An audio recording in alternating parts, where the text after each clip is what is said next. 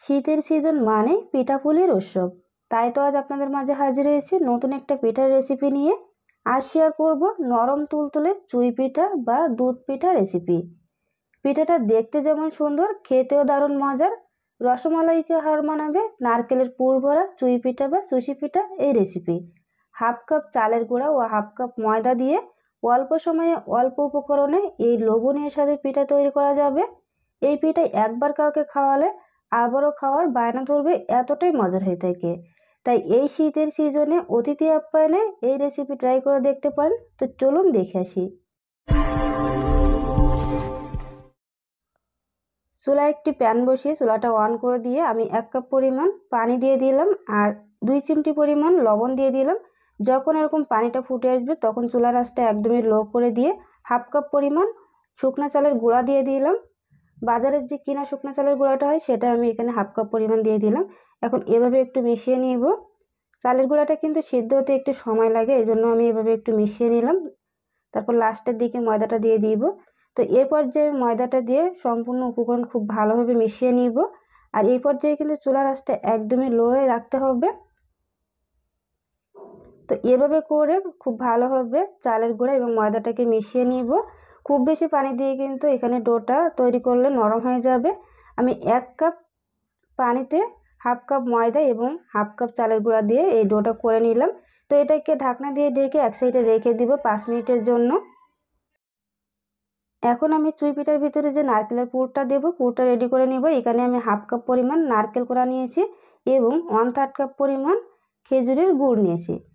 চাইলে এখানে একটু চিনি দিতে পারেন, আমি 1 টেবিল চামচ কিন্তু চিনিও দিয়েছি। এখন এটাকে খুব ভালোভাবে চুলার আঁচটা লোতে রেখে 2 থেকে 3 মিনিট সময় নিয়ে এটাকে এভাবে জাল করে নিব। একদমই কিন্তু খুব সহজ এই গুড়টা রেডি করা। জাস্ট 2 মিনিট জাল করে নিলেই কিন্তু হবে। তো এটাকে আমি ঠান্ডা করে নিব। তো এদিকে যে চালের এবং ময়দার যে ডোটা তৈরি করেছিলাম এটা গরম অবস্থায় কিন্তু খুব ভালোভাবে মথে নিতে হবে। আর ডোটা কিন্তু খুব বেশি শক্তও না, খুব বেশি নরমও না, এরকম তৈরি করবেন। খুব বেশি যদি শক্ত হয় তাহলে কিন্তু পিঠাটা শক্ত হয়ে যাবে। তো আমি 5 মিনিট সময় নিয়ে খুব ভালোভাবে ডোটাকে মথে নিয়েছি। আর এই যে নারকেলের যে পুরটা এটা কিন্তু ঠান্ডা হওয়ার পরে এরকম কিছুটা জমাট বেঁধে যাবে। এখন এখান থেকে অল্প অল্প করে ডো নিয়ে আমি এভাবে করে একটু চ্যাপ্টা করে ভিতরে অল্প একটু নারকেলের পুর দিয়ে দিব। খুব বেশি যদি নারকেলের পুরটা দেন সেক্ষেত্রে কিন্তু এটা শেপটা দেওয়া যাবে না, আর রান্না করার সময় কিন্তু ভেঙে যেতে পারে। তাই অল্প পরিমাণ দিতে হবে। চাইলে কিন্তু এখানে একটু পানি দিয়ে তারপর শেপটা দিতে পারেন, সেক্ষেত্রে কিন্তু আর কোনো রকম খুলে যাওয়ার চান্স থাকবে না।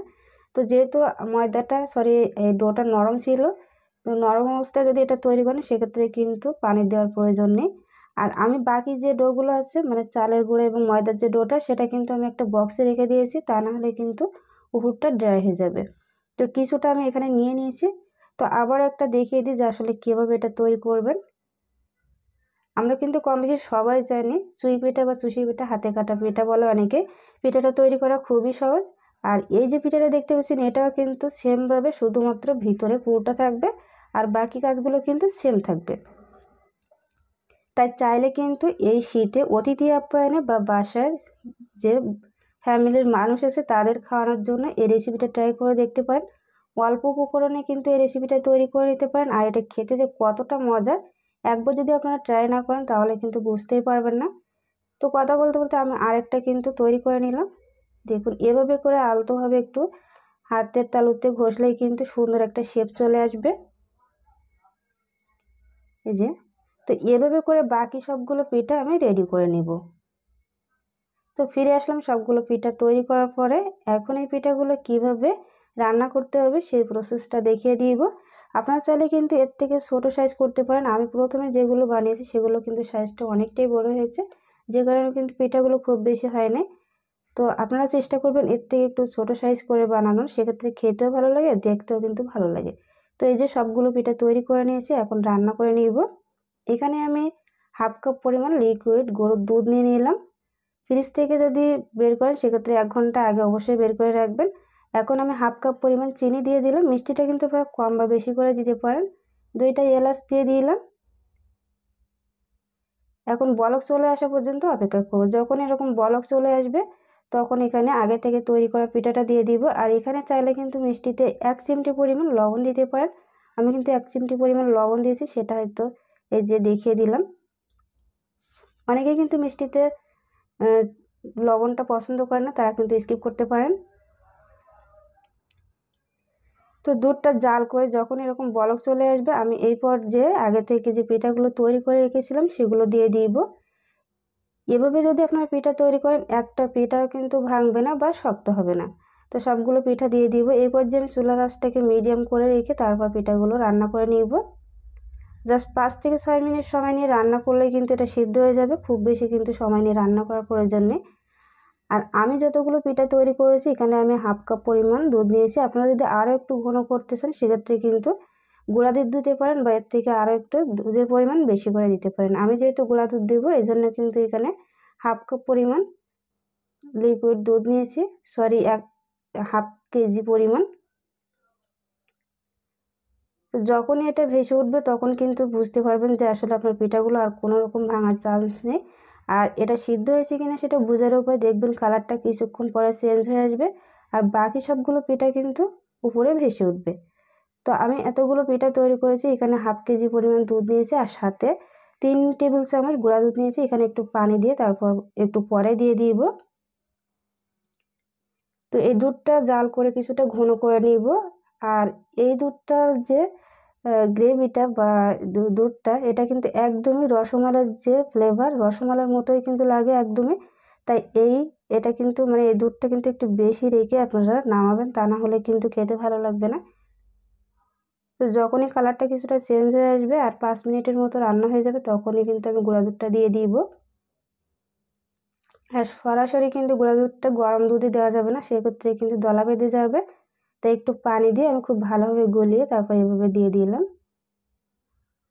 আর অবশ্যই কিন্তু আপনারা চেষ্টা করবেন গুঁড়া দুধটা দেওয়ার। আর গুঁড়া দুধ যদি না দেন সেক্ষেত্রে কিন্তু দুধটা জাল করে ঘন করে নেবেন। আর এই পর্যায়ে চাইলে কিন্তু 1 টেবিল চামচ খেজুরের গুড় দিতে পারেন, তাহলে কিন্তু কালারটা অনেক সুন্দর এসেছে। যেহেতু আমার এই দুধের কালারটা অনেকটাই সুন্দর এসেছে, আমি এখানে কোনো রকম আর খেজুরের গুড়টা দিব না, একদমই কিন্তু রসমালাইয়ের যে কালার সেই কালারটা এসেছে।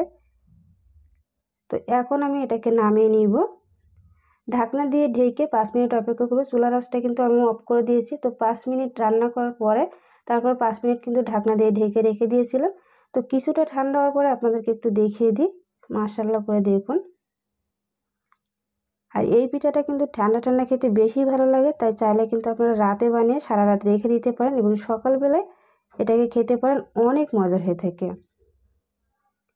তো ঠান্ডা হওয়ার পরে আমি একটা সার্ভিং ডিশে আপনাদেরকে দেখিয়ে দিচ্ছি যে মাশাআল্লাহ করে কত সুন্দর হয়েছে।